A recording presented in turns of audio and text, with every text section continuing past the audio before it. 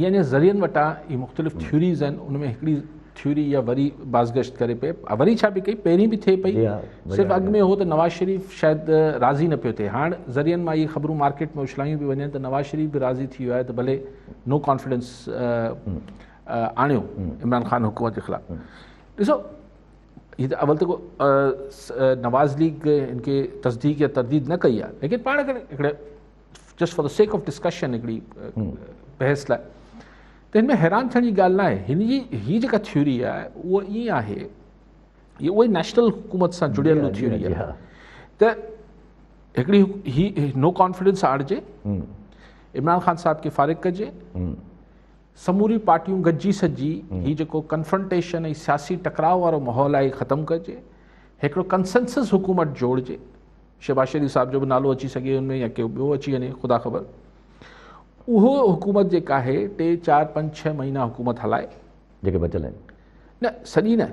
नवाज़ शरीफ़ साहब जो ज़िद इहो आहे त हिन साल जे आख़िर में इलेक्शन करायो, ओके ठीकु आहे, लेकिन हीउ जेको कुझु थियणो आहे हीउ सम्झो त जून जुलाई खां अॻु में, छाकाणि त सेप्टेंबर में वरी ॿी मुक़ररी थियणी आहे। सो हीउ मार्च अप्रैल ताईं अप्रैल बि न मार्च ताईं किथे इहो कुझु थिए त नवाज़ शरीफ़ साहब हुन लाइ चवनि था त राज़ी थी वियो आहे। मूंखे हैरत कोन्हे, छाकाणि त पॉलिटिकली सूट करे थो त वक़्ती तरह का हुकूमत अचे ऐं उहा 5-6 महीननि खां पोइ, छाकाणि त उहा हुकूमत वरी नवाज़ लीग जे सहारे ते हलंदी। अगरि नवाज़ लीग पाण पंहिंजो प्राइम मिनिस्ट्री न बि ॾींदी शहबाज शरीफ़ खे त बि हू हुकूमत जेका आहे उहा हिकिड़ी नवाज़ लीग जे सहारे ते हलंदी। जहांगीर तरीन जो वेझो थियणु मतिलबु वरी नवाज़ लीग सां खुलियल राब्ता रखणु, इहे सभु इंडिकेटर्स आहिनि। सो इहा उहा ई थ्योरी आहे त क़ौमी हुकूमत जुड़ी वञे ऐं हू 6-7 महीननि खां पोइ इलेक्शन कराए छॾे।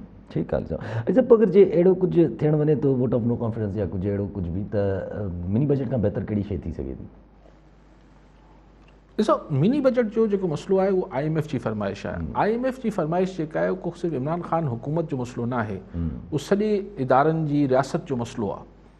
सो उहो मुंहिंजो न आहे ख़्यालु त हुनखे ही डिफीट करे सघंदा। अच्छा हिनखे डिफीट अगरि करे बि वञनि, मिसाल अवल त ही मनी बिल आहे, पैसनि फाइनेंस जो मामिलो आहे। अगरि इहो हुकूमत नाकाम थी वई त ही असख़ुद हुकूमत फ़ारिग थी वेंदी, पोइ नो कॉन्फिडेंस आणण जी बि ज़रूरत न आहे। लेकिन मुंहिंजो न आहे ख़्यालु त ही नाकाम थींदा, छाकाणि त अगरि नाकाम थिया त पोइ ही अपोज़िशन वारनि खे वरी अची साॻियो बिल पास करिणो पवंदो।